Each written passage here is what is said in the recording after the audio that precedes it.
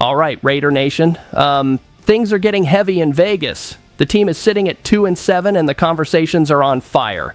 Big voices are calling for Pete Carroll's job. Former players are pointing fingers straight at the coaching staff, and that locker room looks ready to explode.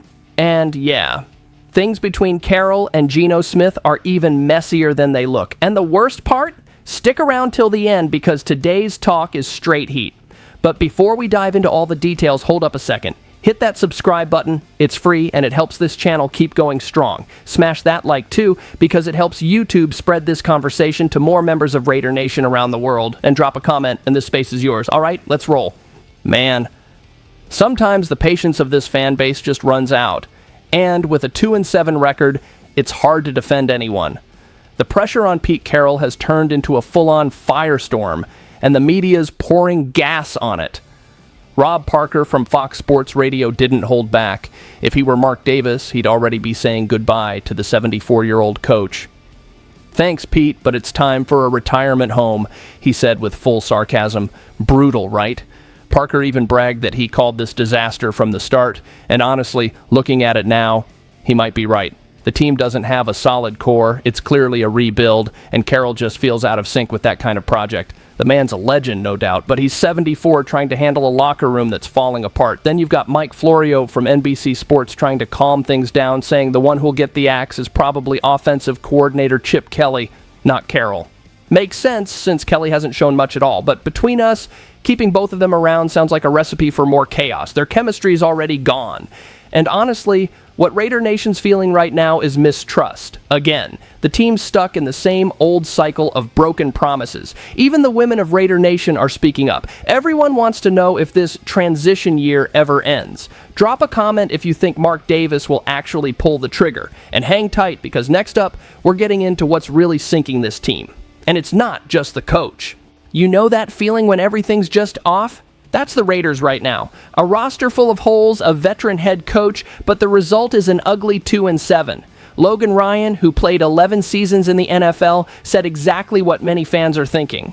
The problem's on the clipboard. When nobody's playing well, the quarterback, the running back, the tight end, even your star wide receiver, that's on the coaches. And honestly, he's right. On CBS Sports, he said, "When everybody's playing bad, that's a sign the leadership lost the group." And it fits perfectly. What we're seeing on the field is a team with no rhythm, no confidence, and constant mistakes. Hate to say it, but the Raider spirit feels stuck in the past. And Pete Carroll, yeah, he's still trying to stay optimistic. Before that loss to Denver, he said he's always encouraged, that he sees positives, that it's just about making it happen. Sounds nice, but fans want results on the scoreboard. Talking about hope after 9 painful weeks is a tough sell. The roster's banged up, the staff looks lost, and losing is becoming a habit. That wears down any locker room. And with one of the toughest remaining schedules in the league, if Carroll doesn't turn things around fast, this season's going to turn into a soap opera. You only get this kind of take here, straight from a Raider fan's point of view. We don't want rehearsed speeches, we want answers. The team needs a spark, because right now it still feels like we haven't hit rock bottom. And yeah, the next story shows that the cracks inside might already be showing. Those cracks, they're here and they're ugly. That game against Denver was the breaking point. Another weak offensive performance, and worse, dumb mistakes and miscommunication. Raheem Mostert missed an easy block, Geno Smith got swallowed up, and boom, chaos. Smith snapped, got into it right there on the field and again on the sideline. And who had to step in? Backup quarterback Kenny Pickett. The moment was tense, but it showed everything wrong with this team. Geno tried to explain after, saying the team needs to play clean. No mistakes, no penalties, no turnovers. Sounds good, but anyone who watched knows the mess runs deep. 5 sacks in the first half, a banged-up quarterback, and an offensive line that couldn't block air. And Carroll? He praised Geno's toughness, saying the guy wanted to get back out there hurt to help his teammates. That's admirable, true Raider heart, but it doesn't erase another loss. To be honest, it looks like this team's melting from the inside out. Frustrated players, a coach trying to hold morale together, and the media circling like sharks.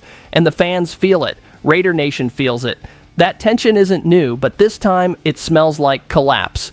Even the women of the nation are asking, where's the leadership? Where's the identity? And nobody's got an answer. Worse yet, Geno, who was supposed to fix things, has become part of the problem. Only here you get this raw take straight from the stands. What we saw against Denver was the clearest sign yet that this roster's splitting apart. And up next, we're talking about the one thing still holding this together by a thread, the bond between Carroll and Gino. And trust me, that story's far from over. Some teams are held together by pure stubbornness, right? And for the Raiders, that glue seems to be the bond between Pete Carroll and Geno Smith. Since the moment they both arrived, it was obvious. The coach bet everything on this guy. But the field's telling a different story. The offense is stuck, the line's a disaster, and Geno's not living up to the hype. Yet Carroll won't let go. Rich Eisen even said on his show, you can't run this duo back next year if things stay like this, and he's got a point. But here's where it gets wild. Carroll loves Geno, genuinely loves the guy. He backed him up twice in that Denver game, even when he was limping. Didn't want to see Pickett come in. Let Geno go back out there hurt and hobbling. That's blind faith. Michael Sean Duger, who covered both of them back in Seattle, said Carroll talks about Geno like family. He talks about Geno the way I talk about my daughter, he said, and that's where the danger is. When emotion starts to outweigh performance, the team pays the price, and Raider Nation's already sending that bill. Honestly, loyalty's beautiful in a cold business like football, but at some point, loyalty becomes a chain, and right now that chain's keeping the Raiders stuck between hope and heartbreak. The fans don't want fairy tales, they want wins. So tell me, do you think Carroll will actually make a change? Stay tuned, because the next story hits hard. That trade that started all this mess is turning into one of the biggest regrets of the Vegas era. This one hurts, Raider Nation.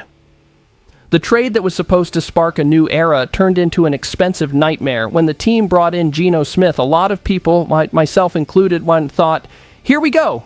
Experience, leadership, arm strength. But what we got was the opposite. 9 games, a miserable 2-7, and a quarterback who looks like he's forgotten the basics.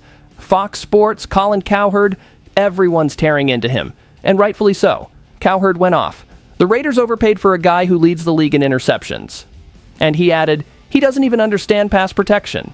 Tough words, but hard to argue. Geno was brought in to stabilize the position, and instead he's become part of the problem.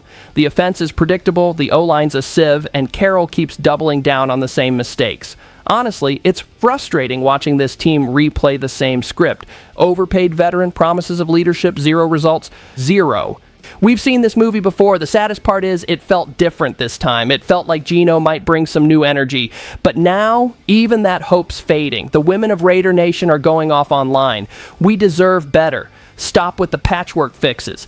And they're right. The entire fan base feels like the team traded its future for an illusion. The truth is, this trade just exposed how lost the front office really is. And when a fan says that out loud, it means patience is gone. Only here you get this kind of raw, no-filter take. Geno's not the only problem, but he's the face of it. Bad decisions stacking up, no direction, and 0 chemistry between coach, roster, and management. And if you think that's the end, hang tight, because the conclusion ties it all together in one brutal punch. You know that moment when reality hits? That's exactly where Raider Nation is right now.